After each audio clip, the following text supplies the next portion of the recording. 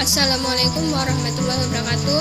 Perkenalkan, kami dari kelompok 9 yang beranggotakan Aldi Rizky Wirayuda, Riani Nur Rafianti, dan saya sendiri Yailatul Hasanah akan mempresentasikan tentang hidrolisis garam. Hidrolisis garam adalah reaksi peruraian yang terjadi antara kation dan anion garam dengan air dalam suatu larutan. Hidrolisis garam dapat diartikan sebagai reaksi reversibel penguraian garam oleh air, sehingga hidrolisis garam adalah reaksi antara suatu ion garam, yaitu kation atau anion, dengan air dan membentuk larutan bersifat asam atau basa. Sifat asam atau basa larutan yang dihasilkan dari garam bergantung pada jenis asam basa yang membentuk garam tersebut. Dalam Al-Quran Surat An-Nahl ayat 14 yang artinya, dan dialah Allah yang menunjukkan lautan untukmu agar kamu dapat memakan daripadanya daging yang segar atau ikan, dan kamu mengeluarkan dari lautan itu perhiasan yang kamu pakai, dan kamu melihat bahtera berlayar padanya, dan supaya kamu mencari keuntungan dari karunia-Nya, dan supaya kamu bersyukur. Tafsir dari ayat tersebut adalah, dan dialah yang menundukkan lautan, dia telah membuat jinak sehingga dapat dinaiki dan diselami, atau agar kalian dapat memakan daripadanya daging yang segar, yaitu daging ikan, dan kalian mengeluarkan dari lautan itu perhiasan yang kalian pakai, yaitu berupa mutiara dan marjan, dan kamu melihat atau menyaksikan bahtera perahu-perahu berlayar padanya, dapat melaju di atas air, artinya dapat membelah ombak melaju ke depan atau ke belakang, hanya ditiup oleh satu arah angin.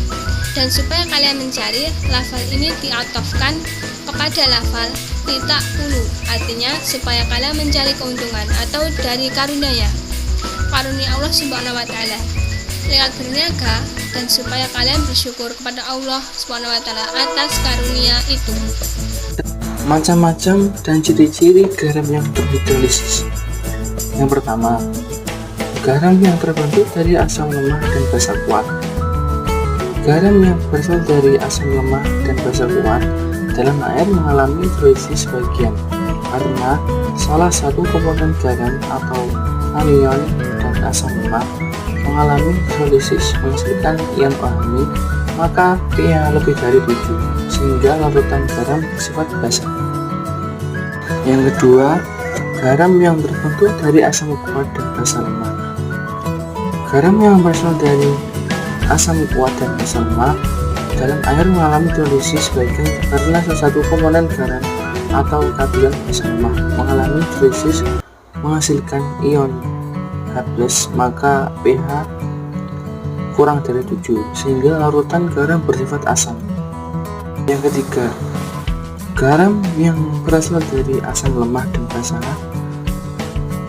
di dalam air mengalami hidrolisis total, karena keduanya komponen garam atau anion asam lemah dan kation basa lemah terhidrolisis menghasilkan ion H+ dan ion OH-, sehingga harga pH larutan ini tergantung harga Ka dan Kb. Yang keempat, garam yang berasal dari asam kuat dan basa kuat dalam air tidak mengalami hidrolisis, karena keduanya komponen garam tidak terhidrolisis, sehingga pH larutan sama dengan air, yaitu pH sama dengan 7, bersifat netral. Selanjutnya adalah ciri-ciri yang menandakan garam terhidrolisis adalah sebagai berikut. A. Garam yang terbentuk dari asam lemah dengan basa kuat. B. Garam yang terbentuk dari asam kuat dengan basa lemah. C.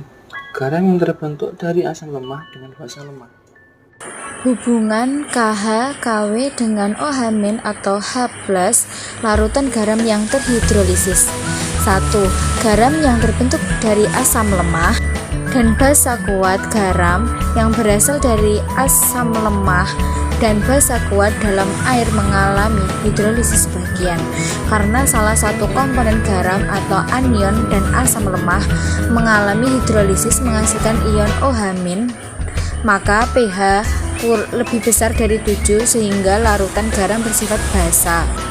Rumus untuk mencarinya adalah OH- sama dengan akar KH kali G atau OH- sama dengan akar KW per KA kali G.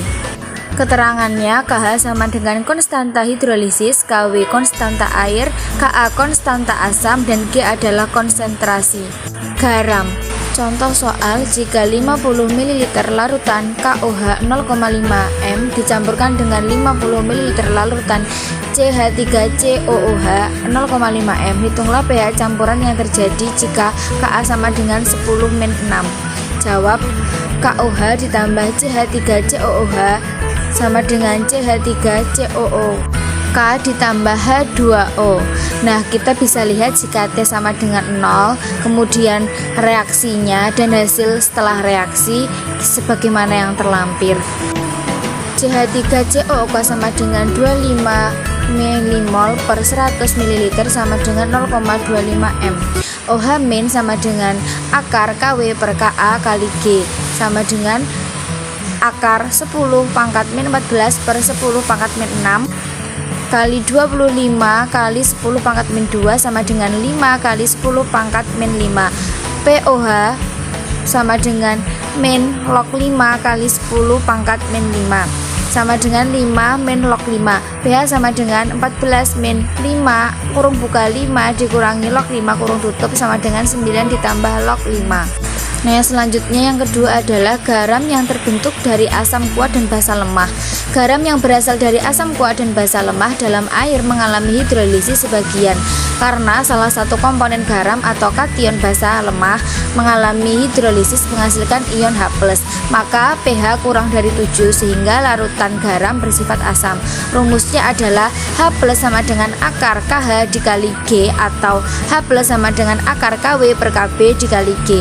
Keterangannya, KH sama dengan konstanta hidrolisis, KW konstanta air, KB konstanta asam, dan G adalah konsentrasi garam. Untuk contoh soalnya, diketahui 250 ml larutan NH plus SO4 sama dengan 0,1 m dan KB sama dengan 2 kali 10 pangkat min 5. Tentukan pH larutan tersebut. Nah, jawabannya bisa kita lihat sebagaimana yang terlampir. Caranya hampir sama dengan cara yang soal nomor 1 tadi. Selanjutnya yang ketiga adalah garam yang terbentuk dari asam lemah dan basa lemah. Garam yang berasal dari asam lemah dan basa lemah dalam air mengalami hidrolisis total karena kedua komponen garam atau anion asam lemah dan kation basa lemah terhidrolisis menghasilkan ion H+ dan ion OH- sehingga harga pH larutan ini tergantung harga Ka dan Kb. Rumusnya adalah H+ sama dengan KW kali Ka akar KW kali Ka per Kb. Berdasarkan rumus di atas, maka harga pH larutan garam yang berasal dari asam lemah dan basa lemah tidak tergantung pada konsentrasi ion-ion garam dalam larutan, tetapi tergantung pada harga Ka dan Kb dari asam dan basa pembentuknya. Jika Ka sama dengan Kb, maka larutan akan bersifat netral, pH sama dengan 7. Jika Ka lebih besar dari Kb, maka larutan akan bersifat asam, pH kurang dari 7. Jika Ka kurang dari Kb, maka larutan akan bersifat basa, pH lebih dari 7. Untuk contoh soalnya adalah hitunglah pH larutan CH3COONH plus NH4 0,1 m jika diketahui Ka sama dengan 10 pangkat min 10 dan Kb NH3 sama dengan 10 pangkat min 5. Jawab, H+ sama dengan akar Ka kali KW per Kb. H+ sama dengan akar 10 pangkat min 10 kali 10 pangkat min 14 dibagi 10 pangkat min 5. H+ sama dengan akar 10 pangkat min 19.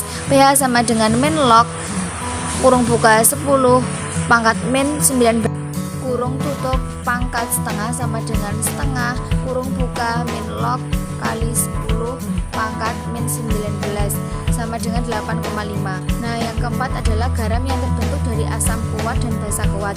Garam yang berasal dari asam kuat dan basa kuat dalam air tidak mengalami hidrolisis karena kedua komponen garam tidak terhidrolisis sehingga pH larutan sama dengan air yaitu pH sama dengan 7 bersifat netral. Selanjutnya adalah penggunaan hidrolisis antara lain untuk menentukan titik ekivalen pada titrasi asam lemah dengan basa kuat atau titrasi antara basa lemah dengan asam kuat. A. Penetralan asam lemah oleh basa kuat. Perubahan pH pada penetralan asam lemah oleh basa kuat. Dalam hal ini 50 ml larutan CH3COOH 0,1 sedikit demi sedikit hingga mencapai 60 ml ditunjukkan oleh gambar berikut. Garis hitam tebal memperlihatkan kurva titrasi asam lemah dengan basa kuat, dalam hal ini asam asetat dengan NaOH. Garis putus-putus memperlihatkan kurva titrasi asam kuat dengan basa kuat. Berdasarkan gambar dapat disimpulkan 1. Titik ekivalen berada di atas 7 yaitu antara 8 sampai 9. 2. Lonjakan perubahan pH pada sekitar titik ekivalen lebih sempit, hanya sekitar 3 satuan yaitu dari pH kurang lebih 7 hingga pH kurang lebih 10. 3. Untuk menunjukkan titik ekivalen dapat digunakan fenolftalein. Metil merah tidak dapat digunakan karena akan mengalami perubahan warna jauh sebelum tercapai titik ekivalen. Penetralan basa lemah oleh asam kuat. Perubahan pH pada penetralan basa lemah oleh asam kuat, misalnya 50 ml larutan NH3 0,1 m yang ditetesi dengan larutan HCl 0,1 m sedikit demi sedikit hingga mencapai 60 ml ditunjukkan oleh gambar berikut ini. Garis hitam tebal menunjukkan kurva titrasi basa lemah dengan asam kuat. Dalam hal ini larutan NH3 dengan larutan HCl. Garis putus-putus merupakan kurva titrasi basa kuat dengan asam kuat. Berdasarkan gambar tersebut dapat disimpulkan A. Titik ekivalen pada penetralan basa lemah oleh asam kuat berada di bawah 7. B. Lonjakan pH sekitar titik ekivalen jika lebih sempit, hanya sekitar 3 satuan yaitu dari pH kurang lebih 7 hingga pH kurang lebih 4. C. Untuk menunjukkan titik ekivalen dapat digunakan indikator metil merah atau trayek 4,2 sampai 6,3. Contoh soalnya teman-teman bisa lihat sebagaimana yang terlampir juga sudah terdapat pembahasannya. 这次我真的睡着了。